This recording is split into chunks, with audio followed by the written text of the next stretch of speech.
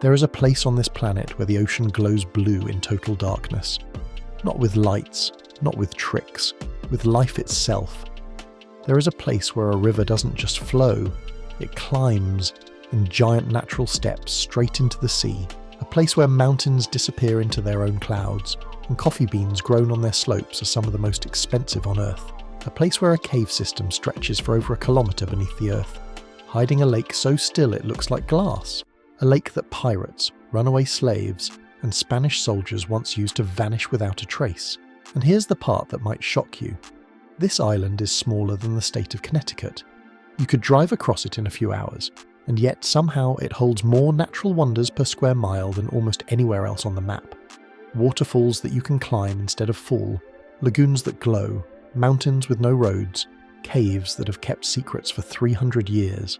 By the end of this video, you will know exactly where the glowing water is.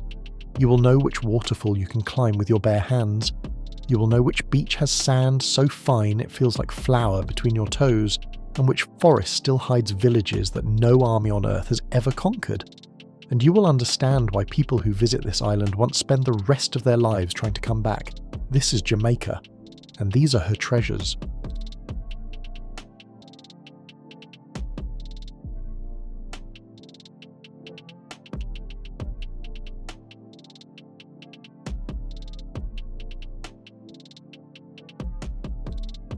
Dunn's River Falls, Ocho Rios. Let's start with the one place almost everyone has seen a photo of, but almost no one understands until they're standing in it. Imagine a wall of water, nearly 600 feet long, tumbling down natural limestone terraces step after step after step straight into the Caribbean Sea. Now imagine yourself barefoot, hand in hand with a line of strangers turned friends, climbing up through it, not around it, through it. The water is cool. The rock beneath your feet is smooth, shaped over thousands of years by the same force now rushing past your ankles. Some steps are gentle, like wading through a warm bath. Others push back against you, daring you to keep climbing. Spray hits your face with every surge. Your ears fill with the roar of falling water and the laughter of the people around you, most of whom you met 60 seconds ago and will remember for the rest of your life. And the strange thing is, nobody wants it to end. There's a reason this waterfall doesn't feel like a tourist stop at all. It doesn't sit behind a fence. You don't watch it from a platform. You become part of it. Locals will tell you the falls have been used for centuries, long before cameras, long before crowds, as a place to wash, to gather, to simply be near something ancient and alive. Some say the Taino people, the island's first inhabitants, considered this exact stretch of river sacred, a place where fresh water and salt water meet in a kind of natural ceremony that never stops repeating itself. At the very top, the falls open into a small lagoon before spilling out into open ocean. Salt water and fresh water meet in one motion. Stand there for a second and just listen. It's one of the only spots on the island where you can hear a jungle and the sea in the very same breath. Birdsong on one side, waves on the other, and you, standing exactly in between. If Jamaica has a heartbeat, this is where you can feel its pulse.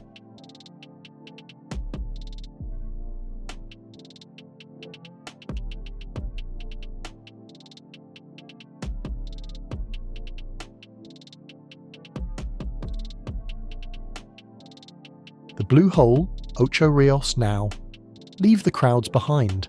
Follow a narrow road that winds up into the hills above Ocho Rios, past banana leaves the size of umbrellas, until the forest closes in around you and the sound of traffic disappears completely.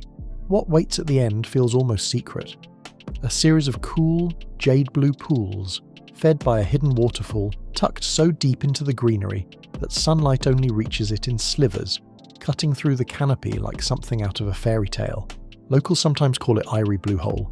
Irie meaning good, high, at peace. And once you're floating in that water, weightless, staring up at leaves the size of dinner plates, you'll understand exactly why. There's a rope swing here.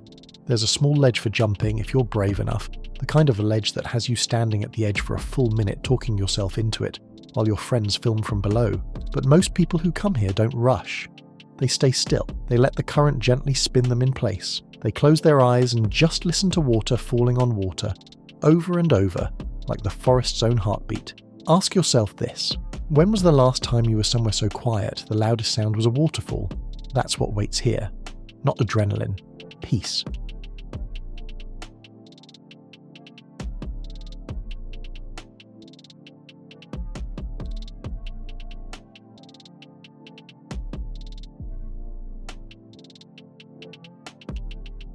Montego Bay Marine Park and Doctor's Cave. Beach from the mountains, we head to the coast, to a stretch of water that has been protected since 1991, when Jamaica turned this entire bay into a living marine reserve, one of the very first of its kind in the Caribbean. Slip beneath the surface here and the colour hits you first. Coral in shades of purple, orange and gold, glowing brighter than seems physically possible. Schools of fish moving as one silver curtain, parting and reforming around you like you're not even there. If you've never tried snorkeling before, this is the place that will spoil you for life, because very few reefs on Earth are this alive, this close to shore. You barely have to swim out before the seafloor turns into a living, breathing city, but you don't need a snorkel mask to fall in love with this bay. Just above the water, Doctor's Cave Beach has been welcoming visitors for almost 100 years. The sand here is famously soft, almost powder-like, cool underfoot even at midday, and the water is that impossible shade of aquamarine you usually only see in photos that have been edited. This one hasn't been. Wade out until the water reaches your waist and look down. You can still see your own toes clearly through several feet of water, something that surprises almost everyone the first time they notice it. People have been coming to this exact stretch of coast since the 1900s, when it was first believed the mineral-rich waters here had healing properties, and wealthy travellers from across the world sailed in just to bathe in it. Whether or not that's true, one thing is certain. Something about this beach makes people stay far longer than they planned to. Ask anyone who's booked a 2-hour visit here, they rarely leave before sunset.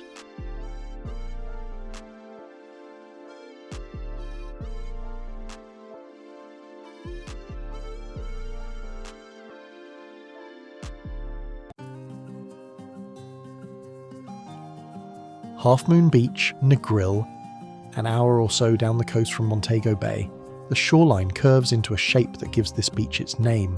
A perfect crescent moon of white sand framing water so clear you can count the fish from the shore. Beneath the water here lies one of the most beautiful reef systems on the island. But Half Moon Beach offers something you won't find just anywhere: bamboo rafting, done the traditional way, out on open sea rather than a calm river. Imagine yourself gliding across the water on a hand-built bamboo raft, guided by a local boatman who has done this same trip 1,000 times, heading toward a small, untouched island just offshore, the raft creaking gently under your feet with every push of the pole. Once you're there, there's really only one job left for you. Find a hammock, let it sway between 2 palm trees, and do absolutely nothing for a while. Let the sound of small waves lapping against sand replace every thought in your head. And when hunger creeps in, a small beach bar nearby serves up jerk chicken and rum cocktails that taste like they were made specifically for this exact moment. Because honestly, they probably were.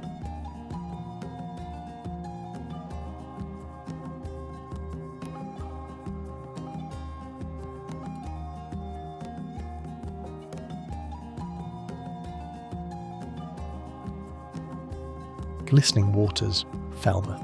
Here's where things get strange, in the best possible way. Just outside the town of Falmouth sits a lagoon that, during the day, looks completely ordinary. Calm, dark water surrounded by mangroves. Nothing special.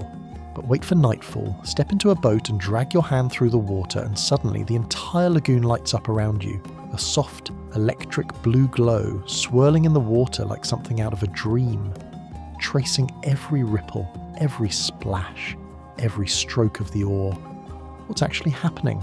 Tiny microorganisms living in the water, millions of them, react to movement by producing light. Scientists call it bioluminescence. Locals just call it magic. Either way, this exact combination of warm water, mangrove roots and salinity only occurs in a handful of places on the entire planet, and this lagoon is one of the very best examples of it left. So concentrated here that on a dark, moonless night, the glow is bright enough to see your own hand underwater. Swim in it, if you dare, and every stroke you take will trail glowing light behind you, like you're swimming through stardust instead of water. Kick your feet and watch a trail of blue sparks spin off into the dark. Ask anyone who has done it, and they'll tell you the same thing. It doesn't quite feel real, even while it's happening.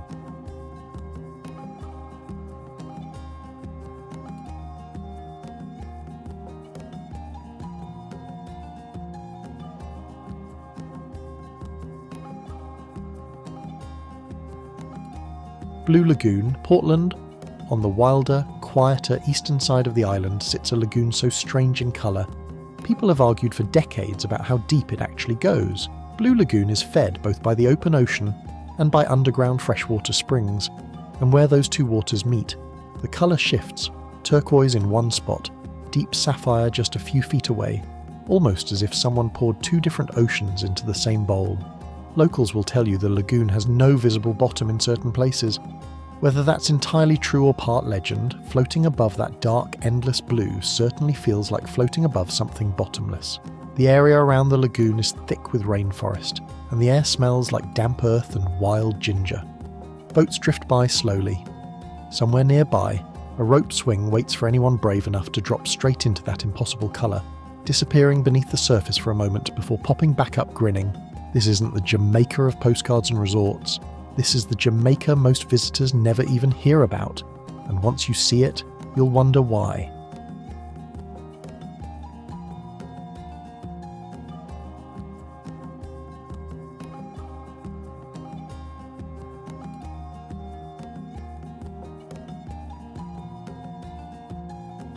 YS Falls, St. Elizabeth. The road to YS Falls tells you a story before you even arrive. Green pastures roll past the window, horses graze in open fields, the forest thickens, the air cools, and somewhere ahead you can already hear water falling. What waits at the end are 7 separate waterfalls, each one stepping down into the next, fed by cool underground springs rather than a single river source, which is part of why the water here stays so clear and so refreshingly cold, even on the hottest Jamaican afternoon. You can wade into the main pool and let the current work out every knot in your shoulders. Or, if you want a completely different view, take the canopy zipline strung above the falls and watch the entire cascade unfold beneath your feet instead. 7 white ribbons of water dropping through green forest as far as you can see. Either way, there is a certain moment. Chest deep in cool spring water. Waterfall roaring somewhere close by, where every single thought in your head just quiets down. That moment alone is worth the drive. Getting there is part of the experience too. A small open-air tractor pulls visitors through this property's sugarcane fields before dropping them at the base of the falls, the ride itself a slow, breezy introduction to just how much greener everything becomes the closer you get to the water.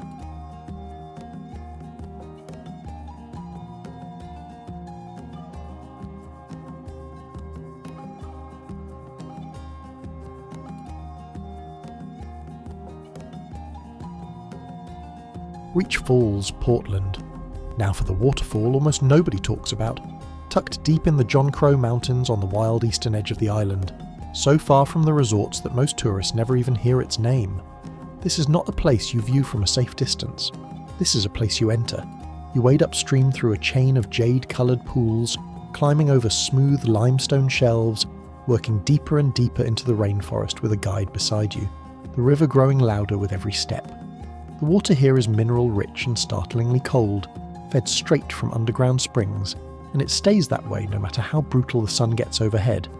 Halfway up the trail, the river carves out something the locals call the rabbit hole, a narrow underwater tunnel you can actually swim through, disappearing beneath the rock on one side and surfacing heart-pounding on the other. Further along, there's a pool shaped almost perfectly like a heart, where small cascades form what feels like a natural jacuzzi against your shoulders. And near the very top, hidden behind a curtain of falling water, sits a cave locals call Mandingo Cave. Dark, cool, and completely silent except for the drip of water against stone. Long before this was a tourist trail, it was a hiding place. Runaway slaves once sought refuge in these same forests and caves, using the very terrain that makes this hike so thrilling today as protection from those who hunted them. Walking this river, you're not just chasing a waterfall. You're walking through one of the island's oldest stories of survival.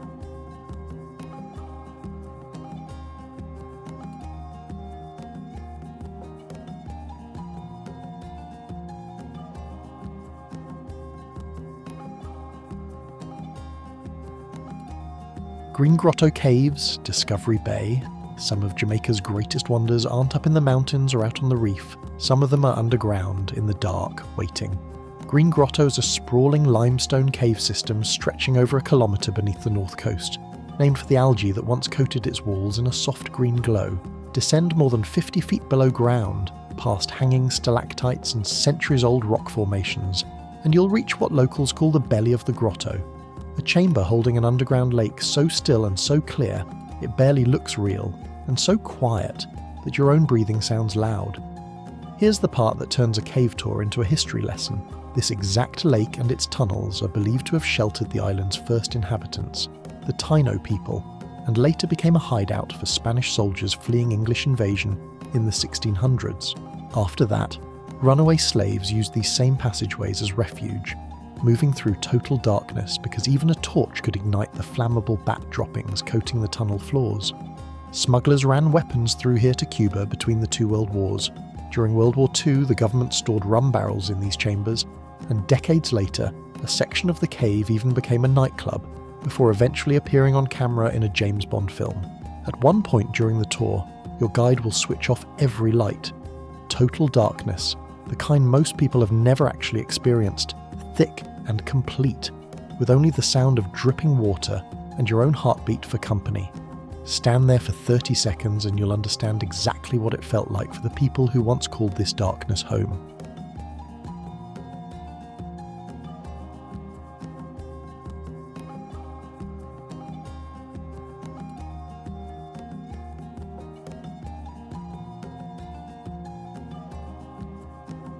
Cockpit country. If Jamaica has a heart nobody has ever fully mapped, this is it. Cockpit country is a 500 square mile stretch of limestone hills in the island's interior, so strange in shape that the British nicknamed it after the wounded bay on a warship because from above, the land looks like an endless field of bowl-shaped craters, hundreds of rounded green hills dropping into steep hidden valleys. Locals gave it an even better name centuries ago, the land of look behind, because anyone travelling through it had to constantly glance over their shoulder.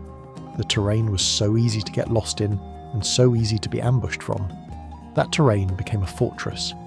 In the 1600s and 1700s, enslaved Africans who escaped their captors fled into these hills and became the Maroons, and for decades they used this impossible landscape, the sinkholes, the caves, the hidden valleys that don't appear on any straight line map, to outlast the entire British Army. In 1738, after years of guerrilla warfare the British could never quite win, they were forced to sign a peace treaty. The village of Akompong, still standing in the heart of cockpit country today, remains a semi-autonomous Maroon community governed by its own colonel, a living, breathing piece of history that never stopped existing. Below ground, it's just as wild. Over 1,000 caves, sinkholes and underground passages honeycomb the limestone, feeding nearly 40% of the island's fresh water. Above ground, this is a rainforest with more fern species relative to its size than almost anywhere else on Earth, home to the giant swallowtail, the largest butterfly in the Americas, with a wingspan wider than your outstretched hand. Very few roads cut through here, very few tourists ever do, which is exactly why it still feels the way it must have felt 300 years ago.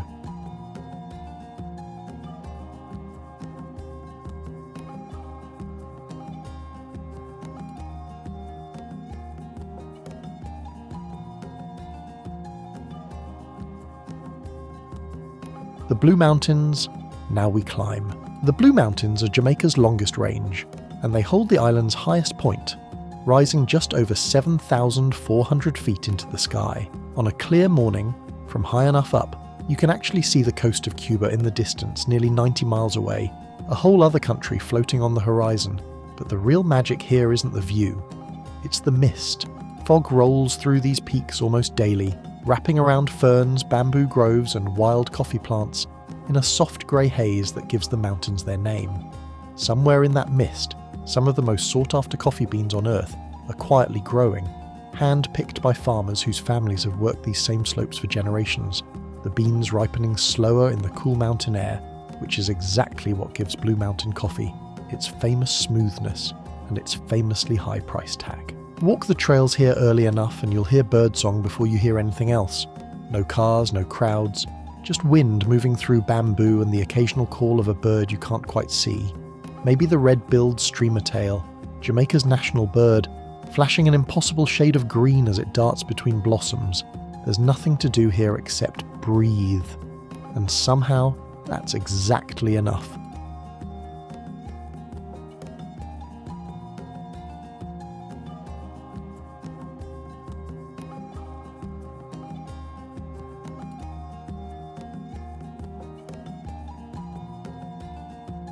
Rose Hall, Great House, Montego Bay. Not every wonder in Jamaica is natural. Some are built from stone and stories. Rose Hall Great House sits on a hill overlooking the sea, a grand 18th century plantation mansion, with sweeping staircases and ocean views that stretch for miles. By daylight, it's simply beautiful. Restored rooms, period furniture, a house frozen somewhere in the 1700s, chandeliers catching the afternoon light exactly the way they did 200 years ago. But after dark, Rose Hall tells a very different story. Legend has it that Annie Palmer, the mistress of this house, murdered several husbands within these very walls and practiced dark rituals long before her own mysterious death. Locals still call her the White Witch of Rose Hall, and to this day guides lead nighttime tours through the house lit only by candlelight, retelling her story room by room, the flame throwing long shadows across the same staircases she's said to have walked. Is it entirely true? Historians still debate it, but standing in that house after sunset, candle flickering against centuries-old walls, floorboards creaking beneath your feet, it's very easy to believe every word.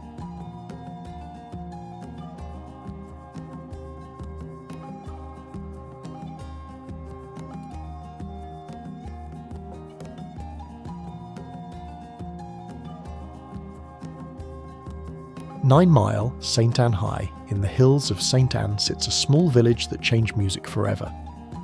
9 Mile is where Bob Marley was born, and where he was eventually laid to rest, inside a mausoleum built into the same green hillside where he grew up barefoot and dreaming.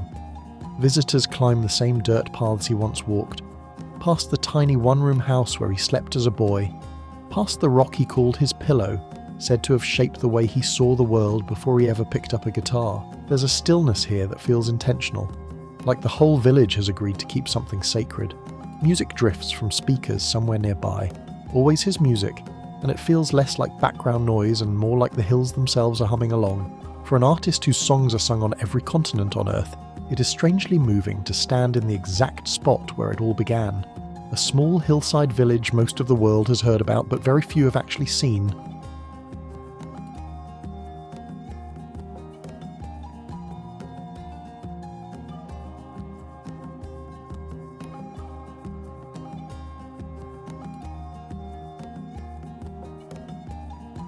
Seven Mile Beach, Negril. We end where the island itself seems to slow down. 7 Mile Beach in Negril is exactly what it sounds like. 7 uninterrupted miles of soft white sand, framed by turquoise water on one side and swaying palms on the other. This is the beach most people picture the moment they hear the word Jamaica. Here, the pace of life simply changes. Music drifts gently from beach bars. Vendors sell fresh coconuts, cracked open right in front of you. Ice-cold water spilling out with the first cut.